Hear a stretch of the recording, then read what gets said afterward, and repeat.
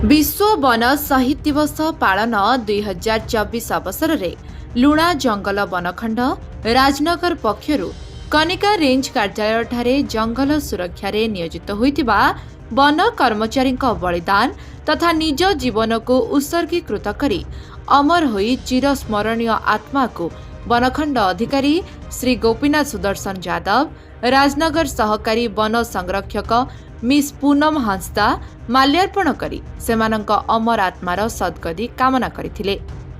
ता सहित उपस्थित परिवार लोकंकु उत्तरीय प्रदान करी समवेदना मध्य जणाइथिले।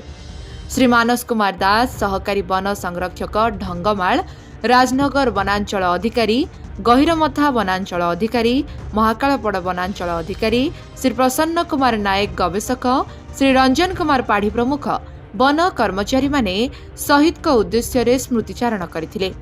उल्लेख्य योग्य जे शेख नूर मोहम्मद, शेख गाफिल, दिजबर स्वाई, मधुसूदन बेहेरा और श्यामसुंदर सिंह प्रमुख वन कर्मचारी निज कर्तव्य करने समय रे काठ माफिया, शिकारी एवं कुंभीर आक्रमण रे शिकार होई निज जीवन हारिथिले।